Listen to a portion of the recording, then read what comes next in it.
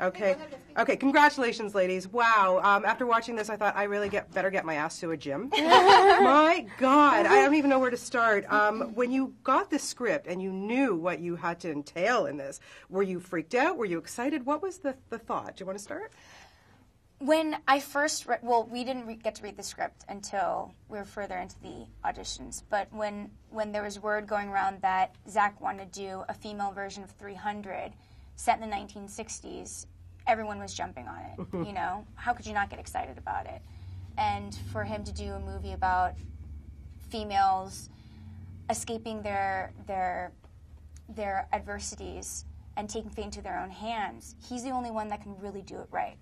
Do you know what I mean? With all the action sequences and the relationships. And were you scared, Jena, to get started with this? A little bit. I mean, I know part of the thing is they were saying that, you know, before you even audition, there's going to be a lot of physical training and it's going to be quite intense and all of these things. But I don't know. I've always kind of had this part of me that felt like I could do things like that, but I never had been either asked or explored or inspired to sort of, you know, I'd never even been to the gym before I did this film, like literally.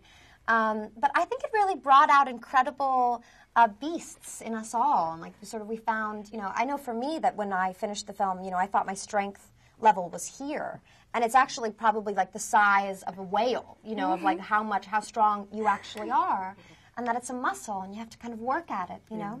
Vanessa, I mean, I would think that this, you know, just being in a film like this and having the chance to train like you girls did, it would just give you such a sense of confidence and empowerment.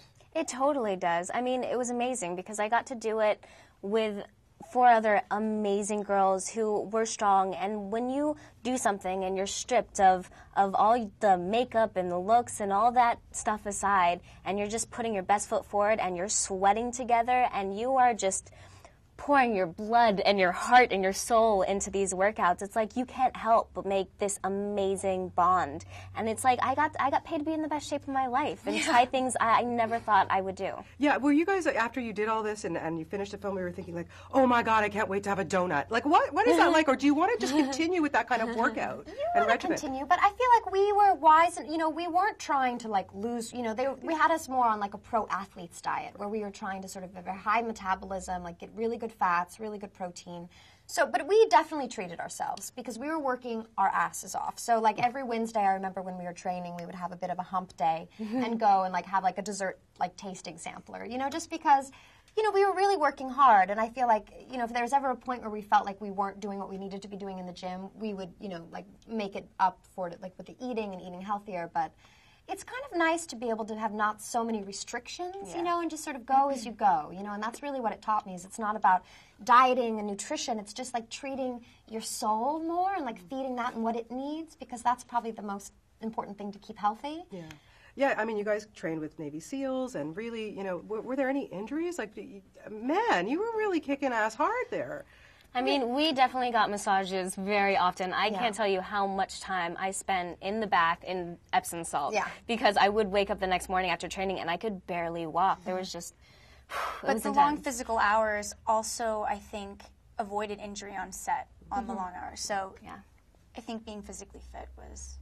Yeah. But we all walked away with our sort of, you know, war scars a bit, which is exciting, you know? I mean, I think as a woman, it's really exciting to be able to see how far you can push yourself and get excited by that, and, like, also feel like that's an attractive, beautiful thing to share with other women, you know, of, like, look at the bruises that I got, and I just fell, and I just, like, you know, my rib, I can't feel this one rib, and, like, I'm having trouble breathing, and it just felt really, because we were so into it, it was exciting to get lost there, you know, whereas before, it's like if I stub my toe, it's like, it really hurts, because there's no purpose behind it. But there was a purpose behind every bruise, every sore, every, you know, torn ligament. There was a purpose, and it kind of made it feel just better, you know, more alive. What is it about Zack Snyder? I mean, I'm sure you girls have seen his other films, you know, 300 and Watchmen, and he comes with these detailed, beautiful visuals, and then you see the stunning result.